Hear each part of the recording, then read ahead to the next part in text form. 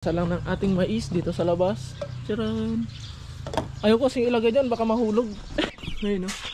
Oh, di ba? Apat lang sila pero talaga naman. 2, 4, 6, 8, 9 siyam.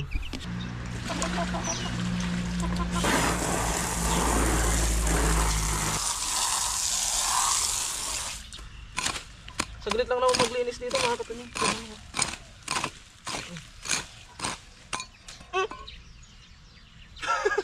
Natanggal. Kain po, kain. Breakfast.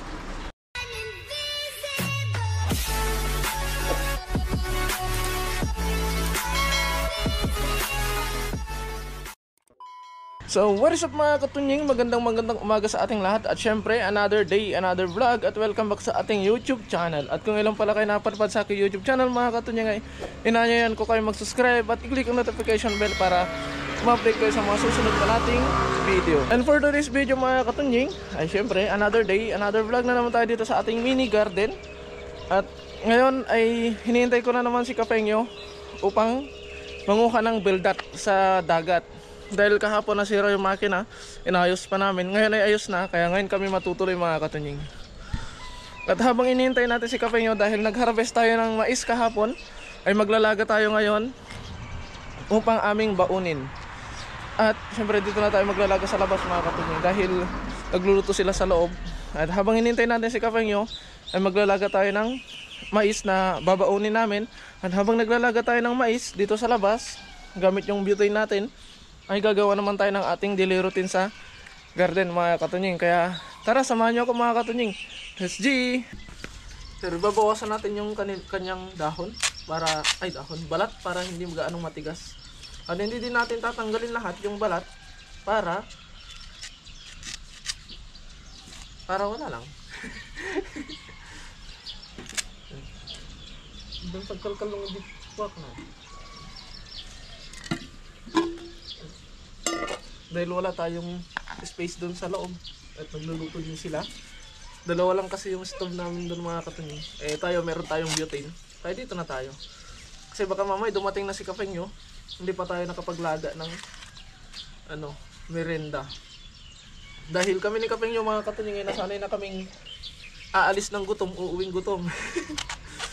Minsan, kapag umalis kasi kami ni Kapengyo upang mangisda, hindi kami nag-aalmusal. Doon na kami nag-aalmusal. Kasali na tanghalian. Madalas yun mga katunying. Mas madalas pa sa madalas. Yeah.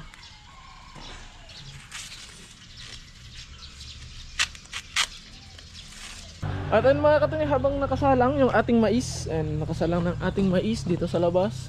Charan. Ayaw ko kasing ilagay dyan, baka mahulog. Sayang ang mais. Ngayon naman ay gagawin na natin yung ating daily routine. May pasok man o wala, kailangan natin gawin yon dahil syempre mga alaga natin para hindi natin sila mapabayaan. Yon lang natin yung probi.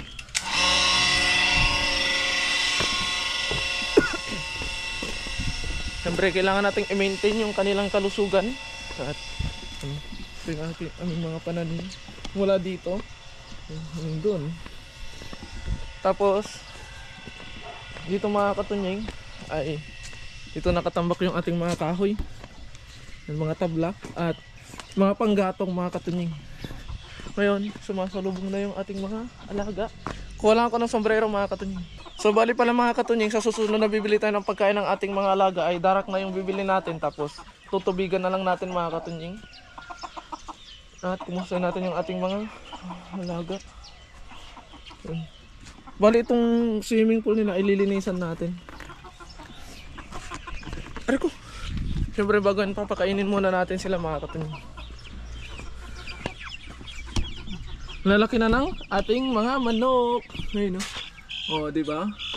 Apat lang sila pero talaga naman. Ito naman yung alaga nating mga sisiw noon na halos walang mabuhay. Meron naman pala 2, 4, 6, 8, 9 siyam. Siyam ang natira. Kaya ngayon ngayon ay papakainin na natin sila. Asan na yun? Siyempre, feeds para sa mga maliliit. Mga kayon.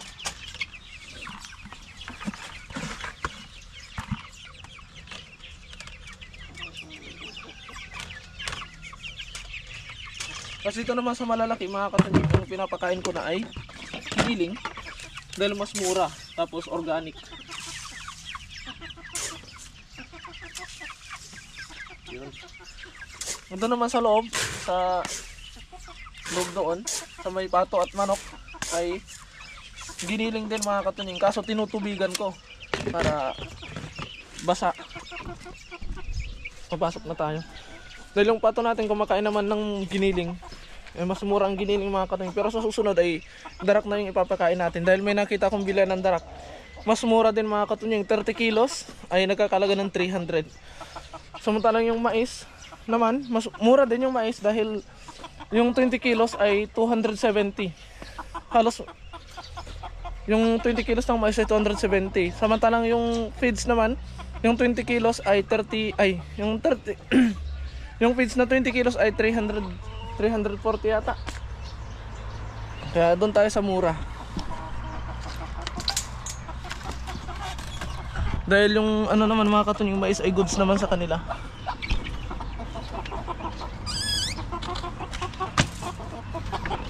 Ngayon ay huhugasan natin kung mga pinagkainan nila.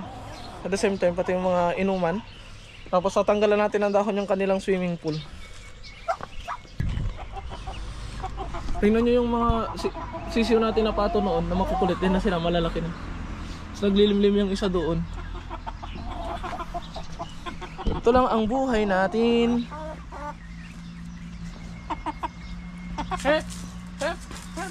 Charot.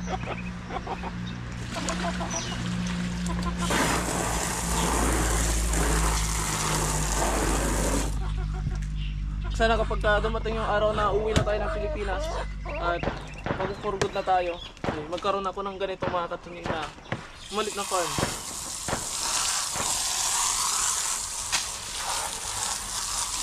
Para meron akong libangan. Maganda kasi itong mga katunying, kahit magkaroon pa ako ng bagong trabaho sa Pilipinas, mag-apply ako sa mga kahit anong trabaho ay kada umaga pwede kong gawin to. Dahil sanay na. Dahil dito nga mga katunying, kahit umaga yung pasok ay nakakagawa pa rin ako ng gawaing garden.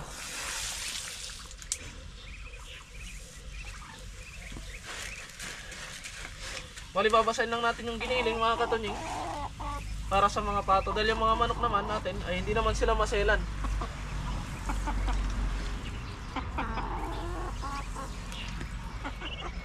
Kumakain.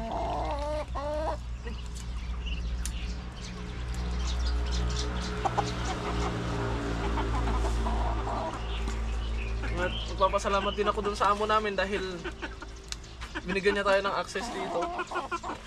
Binigyan niya tayo ng metal fence, binigyan niya tayo ng tubig.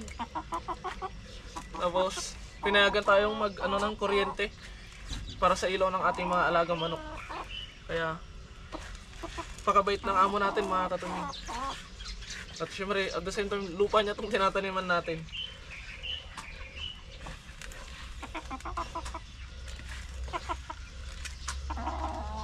Tapos gumawa pala ako ng salty egg. Nandun on process pa. Dahil kailangan ko ng 25 days bago ko mailaga yun. Bibigyan ko sila. Bibigyan ko yung amo namin ng salty egg dahil natry ko na nung una. Kaya ngayon ay sila din. Bali 10 piraso yon. Yung 3 para dun sa amo naming lalaki, yung 3 para dun sa manugang nila na lagi ding tumutulong sa atin. Kapag may kailangan tayong sabihin sa amo natin, ay siya yung translator natin dahil marunong siya mag-English at saka marunong din siya mag-Taiwanese. Tapos yung 4 matitira sa amin ni Kapengyo, babaunin namin naman sa pangingisda. Kaya ayun, nagbawi na lang tayo ulit sa susunod na pangingitlog mga katunying. Dahil hindi natin gaanong pararamihin yung pato natin dito, gawa ng ang ginagawa lang natin ay libangan. Kasi kung sobrang dami mga katunying, madadali tayo sa pagkain nila. Okay lang sana kung nasa Pinas tayo kahit sobrang dami ng alaga natin, okay lang. Pero yung dito sa garden, yung 10 na pato ay pwede na yun mga katunying. May kasama pang mga manok. Saka na lang tayo babawi pag nasa Pilipinas na. Doon tayo magpaparami ng alaga.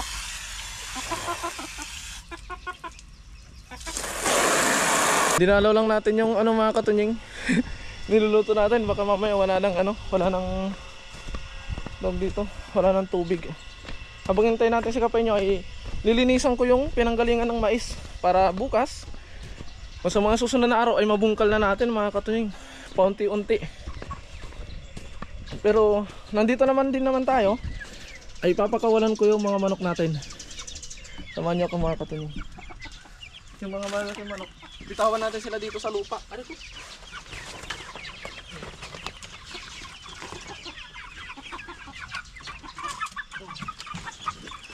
Bitawan natin sila dito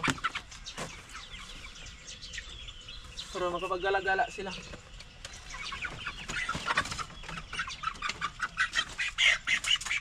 Oh, bigat! Oh, grabe.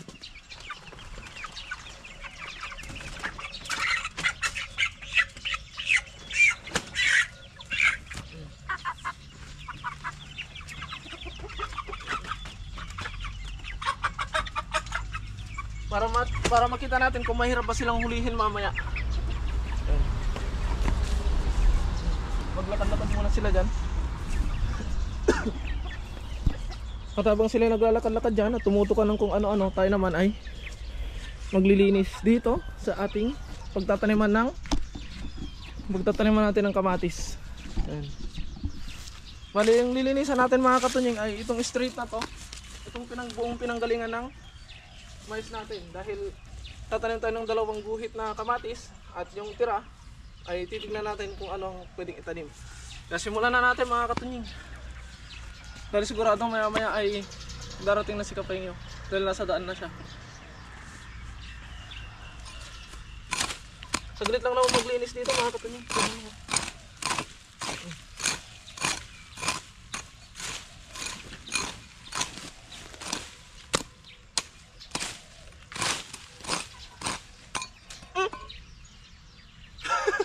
Natanggal. Ayusin ko lang mga katunying.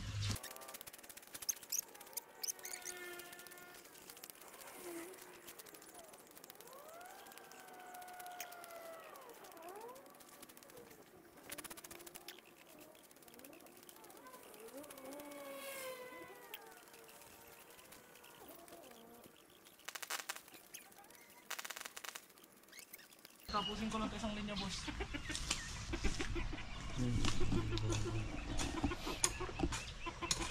Ang talim naman ng ano mo, Mr. Tunying.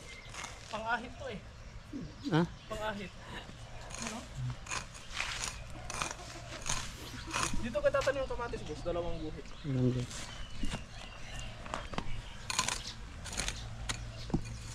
Kasi pag nabata.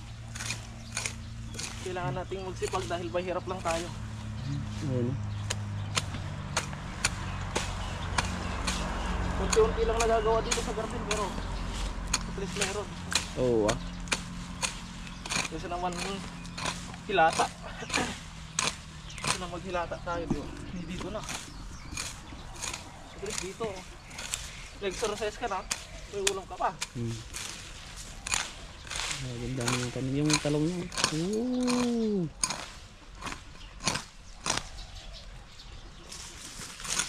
Parang kidlat ah.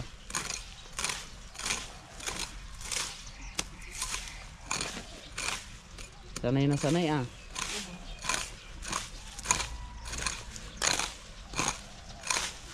Nani na niya yung ano. Kanyang mais. Dito lang yung kamatis ko eh. Dito ko itatanim yung yung itim na sitaw. Doon. Isang Yung kulay ano? ang binigay mo. Oo. Yung kulay brown. Ang lalaki na ng talong mo. Daming bunga. Tapos doon para lang. Dito. Dito yung sitaw na itim. Ito ay kamatis, 2 guhit. May isa pang matitira, pipino. Oh. Sana all. Napupuno na boss. Napupuno na tong garden. Wow. Sana all. Kaya nandito na ang ating pinaka-pogi. Magsishell kasi kami mga kapengyo, kaya dadaanan ko si Mr. Tunying para makapag-ano kami. Itlog. Itlog ng manok niya. Ayun ay mag-almusal muna. Mag-ano lang ako ng tubig. Para...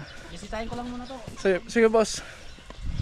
Mag-almusal muna kami dahil meron daw siyang dalang noodles mga katunying. Boss, kape. Hey boss. Tapos magkakape din muna kami. Dahil pagkatapos nito ay bakbakan na naman. At ayun mga katunying, kape nyo. Kakain na lang muna kami dahil umuulan. Umuulan. Mukhang nagpapahiwatig yata. Noodles. Oy. Dito lang tayo sa Gedli dahil umuulan. Grabe naman. Ang swerte naman ng timing natin. Kainit tong ano ah. May bangkok pa na mas malaki. Noodles.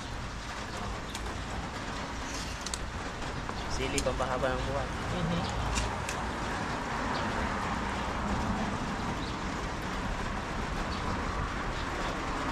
Kain po, kain! Breakfast!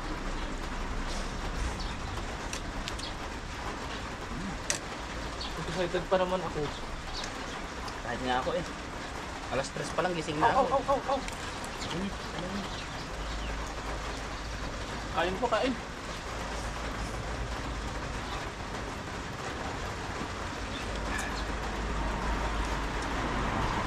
Lagyan mo ng suka boss. Hindi sa makin. Ang bango. Para masarap. Ganito sa ano eh. Pilipinas dati nung nagtatalon kami sa gilid-gilid lang ng daan nakain eh. Ang bango ah. Ang bango. Sa bawang yan eh. Pumalas naman mo. Sana huminto. Hindi ako mamaya. Pero nung kung huminto, high tide na. Wow. Wala na. Matutuloy pa ang bukas yan.